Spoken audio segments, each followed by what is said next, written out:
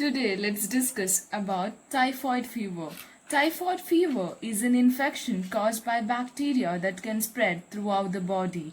Without prompt treatment, it can cause serious complication and also it can be fatal. The typhoid fever is very contagious. It can spread from one person to another person very easily. An infected person can pass the bacteria out of their body in their feces when they have bowel movement or less commonly, also when they urinate. Typhoid fever is also known as enteric fever. Now coming to derivation of the typhoid fever. The word typhoid has been derived from the Greek word typhos, that is stupor. It is called as enteric fever because the disease can enter the mouth and intestinal tract by the way of contaminated water, food, feces or vomit sources are classified as enteric fever. Due to entry and nature of illness, enteric fever is another name given to the typhoid. Coming to the causative organism that causes typhoid, that is bacteria, is Salmonella enterica typhi and it belongs to the family Enterobacteriaceae. Salmonella typhi is a large genus gram-negative bacteria and it is motile. Salmonella typhi can be differentiated into strains that have different disease potentials in humans and in animals. The antigens which are present in it are somatic O antigen that is present in the cell wall. It also has VI antigen that is present on the surface and it also has flagellar H antigen. Coming to the incubation period of the typhoid fever, usually incubation period ranges from 10 to 20 days. It can also vary from 3 days to 1 month. Certain factors that influence the incubation period are quantity of the bacteria that is present in the body, host factors like age of the patient, gastric acidity, immunological status, and overall health of the patient.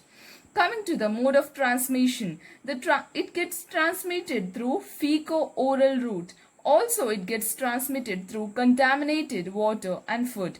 Also, using toilets that has been contaminated with the water. Also, by eating seafoods and also through flies, it gets transmitted from one person to another. Route of entry of the bacteria. It is through oral ingestion of contaminated food or through fecal particles or through contaminated water, the bacteria enters the host. Coming to the pathogenesis of the fever typhoid. After ingestion of contaminated food or water, the Salmonella typhi penetrate epithelium of the small intestine. Then they replicate inside the Peyer's patches. It spread to the mesenteric lymph nodes. Then it reached to the systemic circulation via thoracic duct. Then they grow intercellularly inside the phagocytes of the reticuloendothelial system in liver, spleen and in bone marrow. Then it spreads to many other organs. Then it manifests the fever called typhoid fever. Coming to the clinical features of the fever, the signs and symptoms are likely to develop gradually, often appearing 1 to 3 weeks after exposure to the disease. The symptoms we see after 1 to 3 weeks of the exposure to the disease. In the first week, we see the following symptoms. They are: fever pattern is like a step ladder. It starts with low and increases daily from 102 to 104 degree Fahrenheit. Then we also see chills. There will be a headache and also you feel sore. Also rashes, that is pink spots that are about 1 to 4 centimeter wide, we see on the belly region and in the chest region. There will be a loss of appetite and also abdominal pain. You also suffer from diarrhea and constipation. The signs and symptoms you see during the second week of illness. After 7 to 10 days, the fever continues. The diarrhea and also you suffer from severe constipation.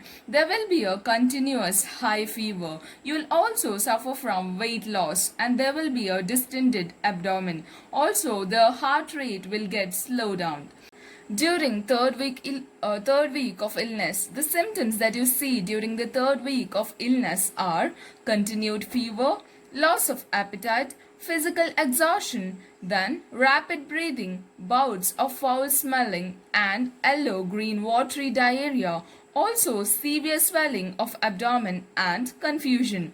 Coming to the fourth week of illness, the symptoms that you see during the fourth week of illness are, this phase is known as recovery phase. There will be a decrease in fever and also improvement of other signs and symptoms.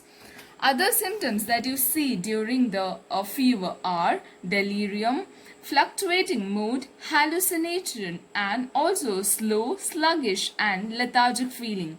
Coming to the complication of typhoid disease, that is, complications are generally seen in people who are untreated. It is seen after 3 to 4th week of illness. It includes internal bleeding and also intestinal perforation. Other complications that you see are myocarditis, pancreatitis, osteomyelitis, pneumonia, meningitis, and septicemia. Coming to the diagnosis of fever typhoid, laboratory diagnosis. The diagnosis is confirmed by identifying Salmonella typhi in a culture of blood or other fluid or in tissue, like blood, feces, urine, bone marrow culture you do in the laboratory diagnosis. Other investigations are complete blood count, vital test, radiological tests like X-ray, CT scan and MRI. Prevention. It is always better to prevent a disease than its cure. To prevent the typhoid disease, one has to maintain a good hygiene. Also, avoid drinking contaminated water. Also, improved sanitizations and proper disposal of excreta.